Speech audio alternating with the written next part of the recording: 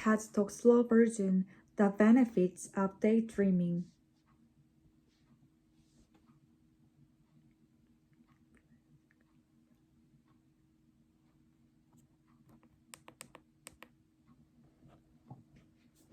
On a daily basis, you spend between a third and half your waking hours daydreaming.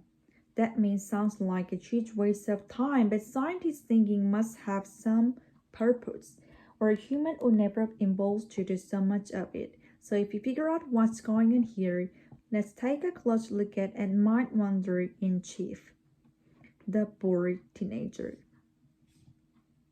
Would it be cool to discover something, anything, like even this plant? Just to be one of those explorers who sails around throwing stuff for years on end, everyone thinks they are genius. But does anyone even do that anymore? Is there anything left to discover? And would I be tough enough to deal with the dysteria or circuit or paranoia or whatever? I barely have the endurance to make it tricky practice. But I will. Any day now, I will have to display to shop before sunrise and practice. I will all my races. Winning will become so easy. I pick up other events just for fun. And once I'm in the Olympics, they're having no choice but to crown me team captain, which I will graciously accept. And I will be nasty to teammate who yelled to me? No, I just calmly say, hope yours in a better mood. Okay, yours and other people's daydreams might sound or feel something like that. Let's see what was going on.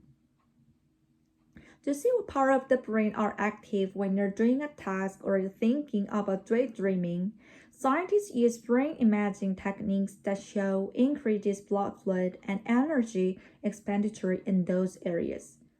These brain areas are active, working together and communicating with each other.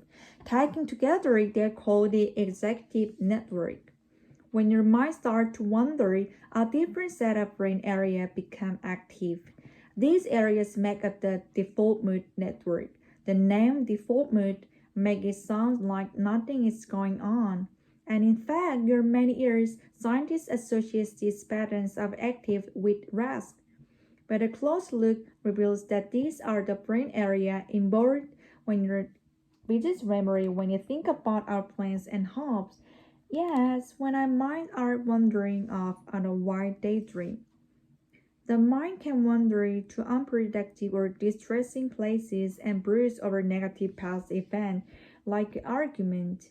You can also wander to neutral everyday matters like planning out the rest of our afternoon.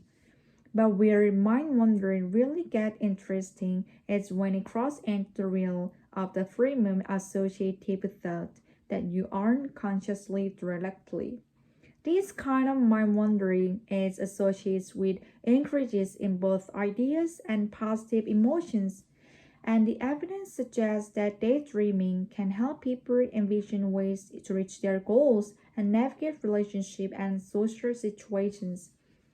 Scientists think there may be two essential parts of this process: a generous phase of free-flowing ideas and spontaneous thoughts, creations of default mood network, followed by a process of selecting, developing, and pursuing the best idea from the generative burst, driven by logical thinking thanks to the executive network.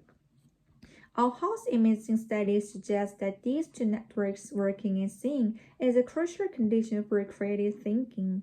Taken together, the evidence clearly suggests the logical realm of the executive network and the imaginary realm of the default mode network are closely related. And as you can see, the executive network is still playing a role when the default mode network is doing its thing during daydreaming. In teenagers, the prefrontal cortex and other areas involved in executive function are still developing.